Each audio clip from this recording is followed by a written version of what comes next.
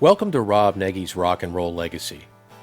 For more than 4 decades as a freelance music journalist, I had the honor and the privilege of interviewing countless music icons in rock and roll, jazz, R&B, and blues. It was a priceless journey that began in my late teens. I never imagined I would cross paths with many of my music heroes. Digging deep into my archives, I selected a 1996 interview I conducted with jazz legend McCoy Tyner, which I hope will be a memorable journey for you, the listener, and preserve his legacy for future generations. Widely recognized as one of the most influential American jazz pianists and composers of the 20th century, Tyner's tenure with the John Coltrane Quartet from 1960 to 1965 laid the foundation for his critically acclaimed, award-winning solo career.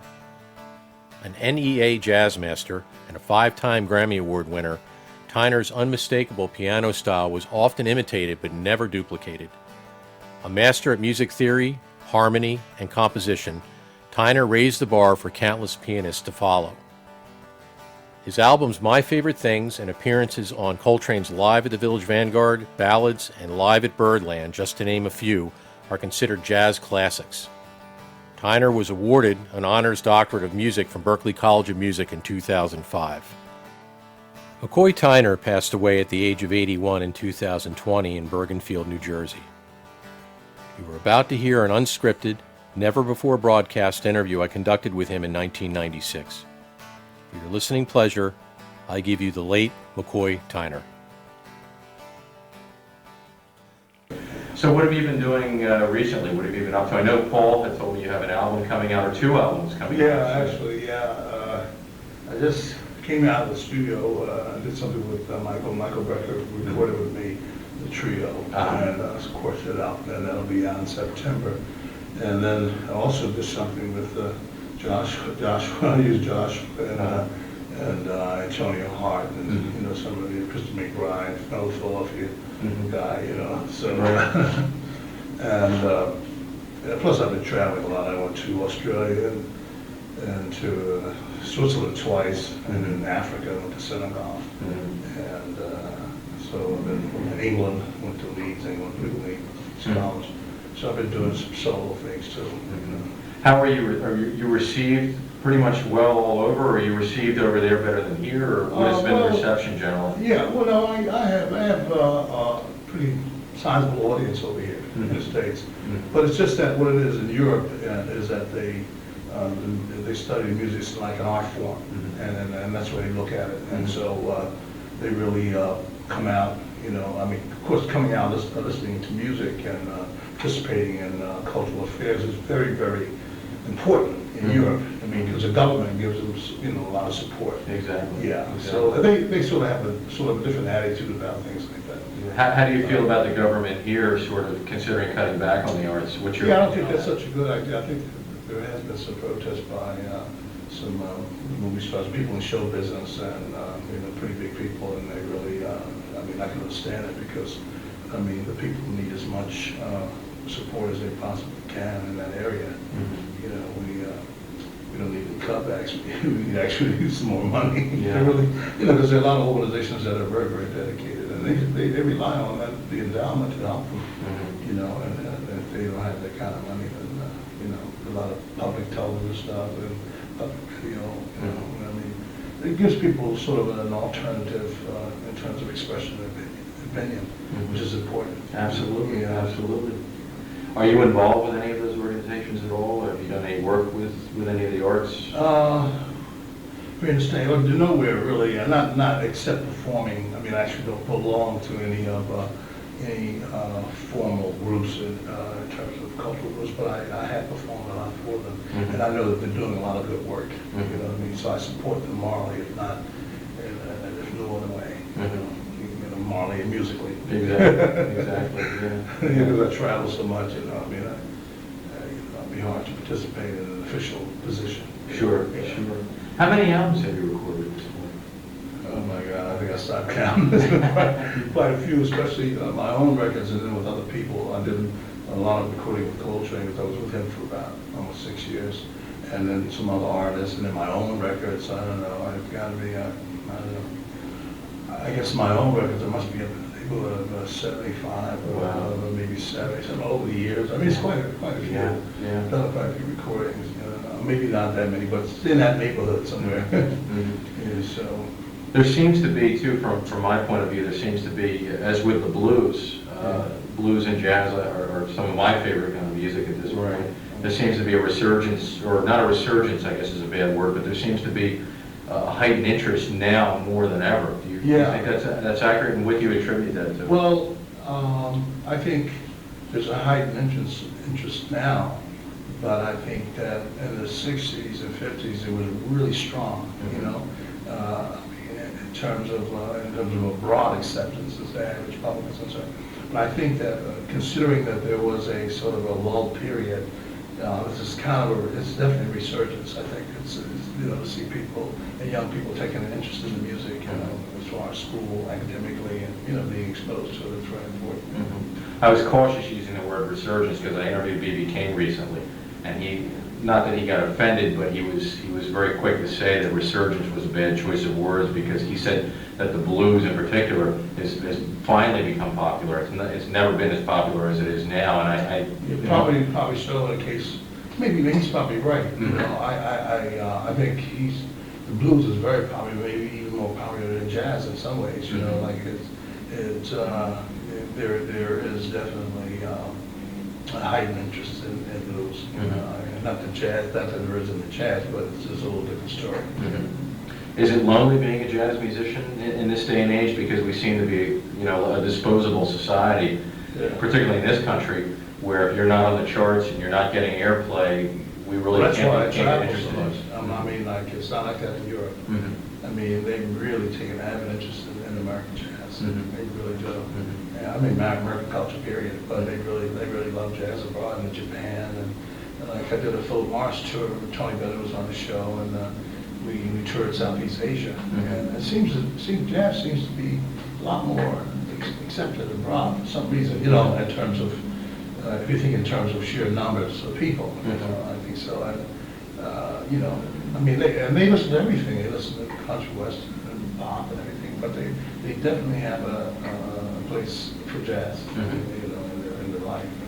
Is that frustrating for you coming from the States, not getting any appreciation here that you Well, you get appreciation here, but I mean, it's not as wise. I never let anything like that frustrate me. As long as I have a place to go, I just get on a plane. Mm-hmm. Right. But I do work in the States a lot. Mm-hmm. I work in the States, especially festivals here. Mm-hmm. I mean, How many dates a year are you doing at this point? On the average? Yeah, so I don't know if it's 40% of my life or what, because I go out. I don't go out like B.B. King or Ray Charles. They go out for 10 months out of the year. At least that's what I heard. Mm-hmm. And then they're off for 2 months. Right. But I don't think I can stay out that long. Yeah. It's just like a long time. What do you do in your free time? Do you work on your music, or do you basically Sometimes, just relax? yeah, if I have a project, I will. Mm-hmm. I'll work on the music or I'll compose something, but usually I just like to totally relax and maybe go on vacation or go somewhere and then get away from the phones, and just chill out, Mm-hmm. stay with some friends of mine and have fun. Mm-hmm. I mean, I try to live as much of a normal life as possible. If you want, I don't call my life abnormal, but it's just different from a lot of lifestyles. Sure. It's an enviable position that you're in. You're doing something you love, and you get to travel and get paid for it at the same time. So, Yeah, it couldn't be any better, really. Yeah, sometimes I have to travel. I say, well, I have to stay home. But then again, once I get on that plane, I get where I'm going. And people, wow, good to see you, and they treat you well. Mm-hmm. It's all worth it. Now, you had mentioned, and I had also read that you played with Coltrane. I mean, you don't get too much bigger than that. What was that experience like, and what have you taken from that musically and personally? Well, being born right here in Philly, John came here as a teenager, and I met him. Well, he grew up here, studied here, and everything like that. And I met him when I was 17. That's the first time I played with him. I was born in West Philadelphia, and I had the pleasure of meeting him then. And then I went on the road with the Jazz Tet, which was a great group.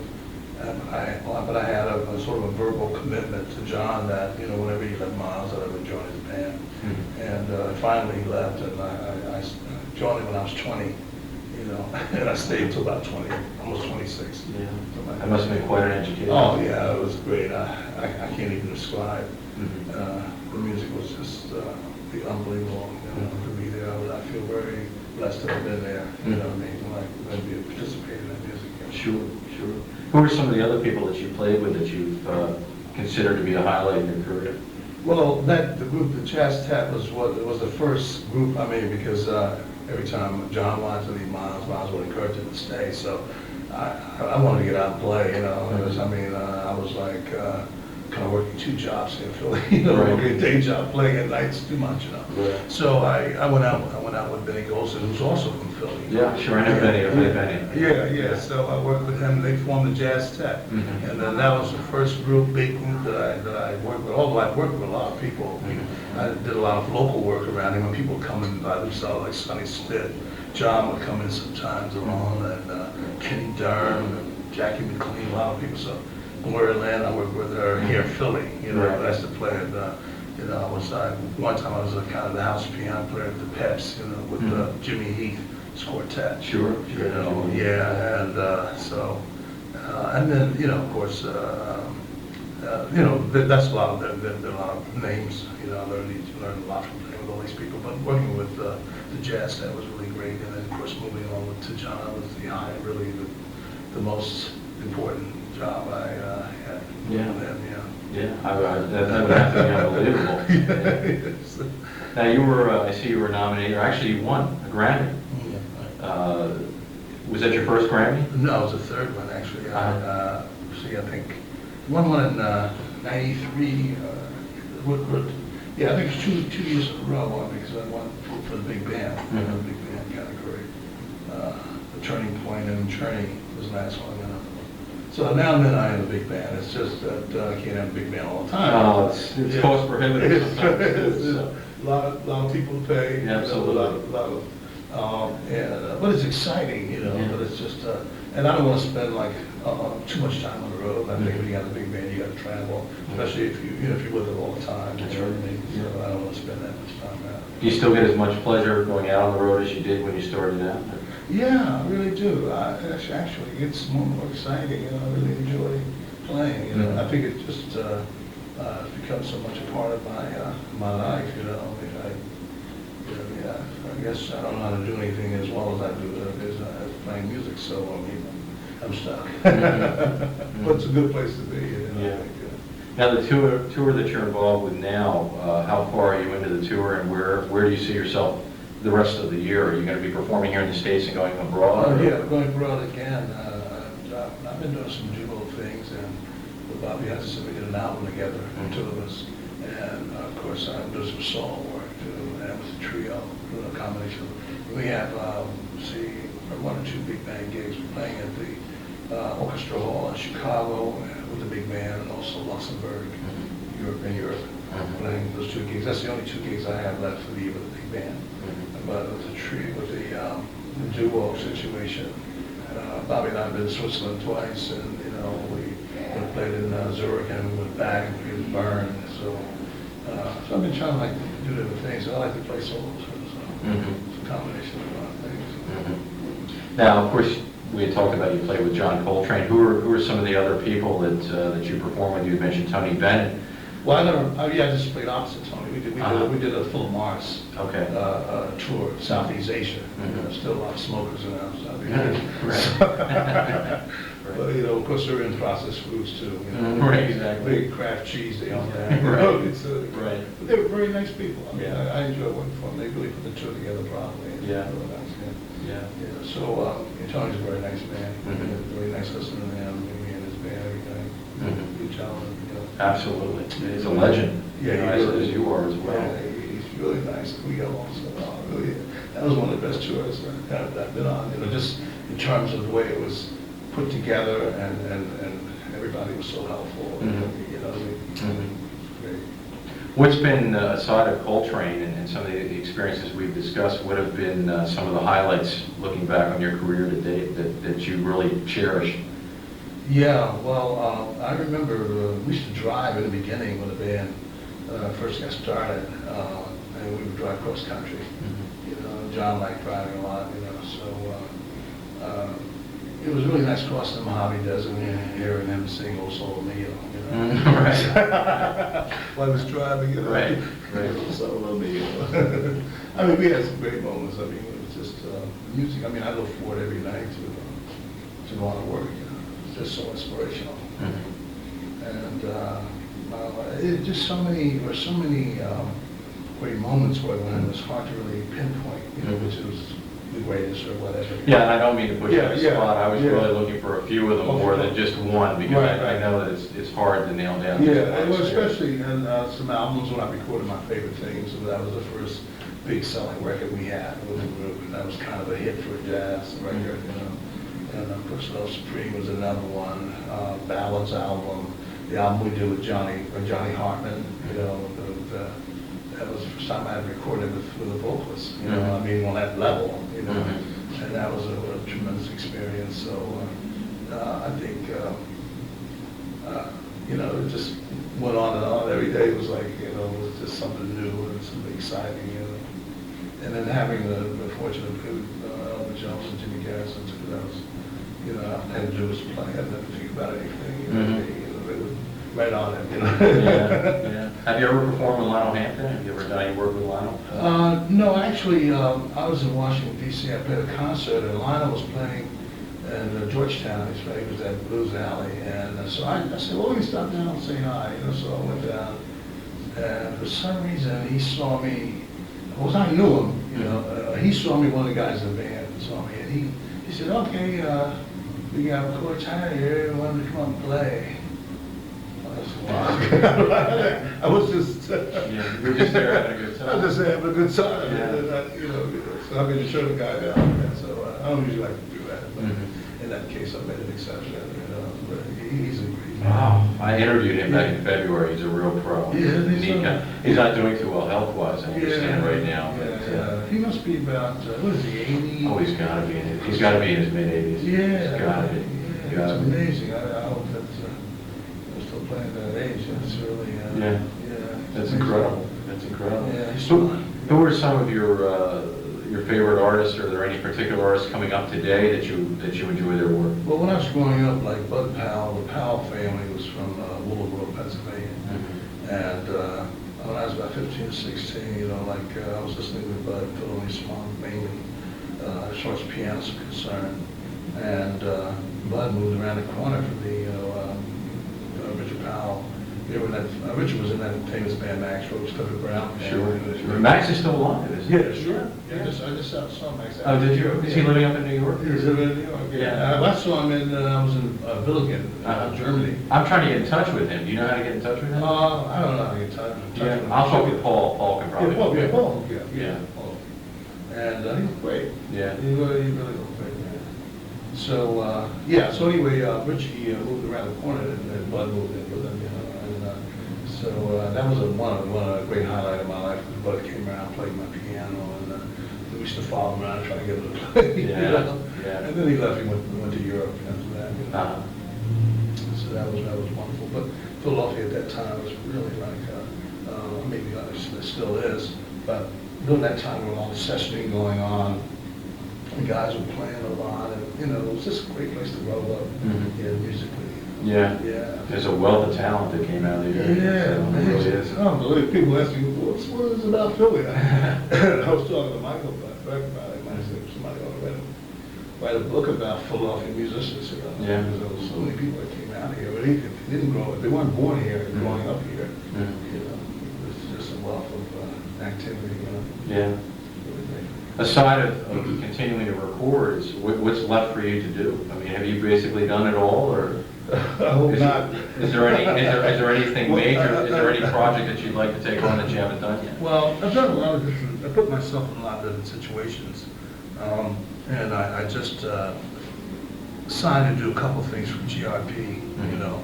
And with this, what they did is they're owned by MCA, and they also MCA owns Impulse Records, so they're bringing that back alive. And John and I were first two eyes on Impulse, you know, label, so it's really funny, like it's, you know, it's like a deja vu thing, you know, being like now signed with well, at least to do a couple of records with Incline and Pulse for the GRP. So it's nice. Yeah. So we'll see how it goes. And, yeah. And a few exciting gigs coming up, so. Stay busy. Yeah, sometimes a little bit too much, but it's okay. Yeah. It's all right. It's the nature of the business. Well, we've taken, you got to get on stage soon. Is there anything that you'd like to add that obviously we could talk for quite a while? Yeah, well, I'll just say that it's nice to be back in Philadelphia. I always love coming back here. I have a lot of great memories, growing up here, and it's just a great city. Yeah. I love it. Do you have a lot of family coming out to see you tonight? Well, yeah, I have a couple aunts here and some nephew, and a couple of nieces, and a few relatives. And they better support you and come out. Right? That's great. That's great. Well, I appreciate your time. It was a pleasure interviewing you, a pleasure meeting you. My pleasure. I wish you the best of luck. Yeah, same to you.